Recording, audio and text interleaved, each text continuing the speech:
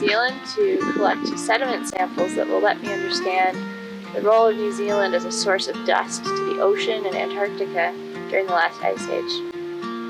So to tackle this question, we're going all around the South Island of New Zealand from about Christchurch south, all the way through Otago and Southland, currently here in the Southern Alps. And in all these places I'm collecting sediment samples of the material that was being produced by these glaciers, eroded by the glaciers out of the Southern Alps mountains, washed out in great outwash plains to the ocean, and from there lifted up by the winds and transported to the ocean and to Antarctica.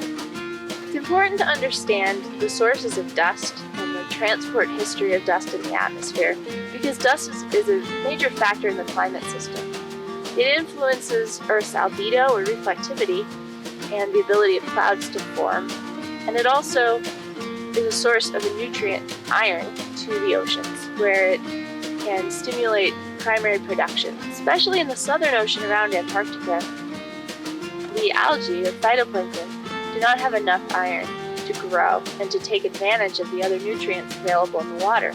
And so when they have an input of iron, such as from dust, they're actually able to perform more photosynthesis and thereby impact the carbon cycle. And not all sources have the same amount of iron or iron in the same form. And the type of iron in the sediment or in the dust is important for the phytoplankton because they can use ferrous iron or iron 2+ more easily than iron 3+ or ferric iron.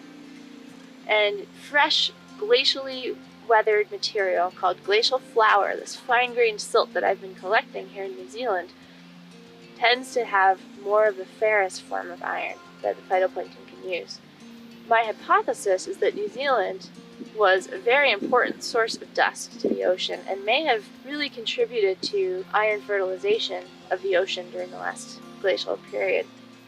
So right here behind me is a glacier filled with debris. Much of that debris is the fine-grained silt that I've been collecting.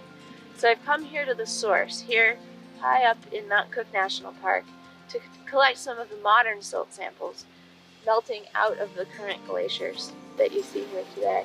And these glaciers all around the park are retreating in response to current warming. During the last ice age, these mountain glaciers merged to form an enormous valley glacier that went out and filled the valley currently occupied by Lake Pukaki. And all the major valleys in the Southern Alps had these large glaciers. And so altogether, they had an incredible force producing fine-grained sediment that was then blown into the atmosphere as dust. But I've also been out at the coast sampling large cliffs of outwash material that was being taken out by rivers during the last glacial period. And I've been in Southland collecting wind-blown dust called Bess that was being produced by these mountains.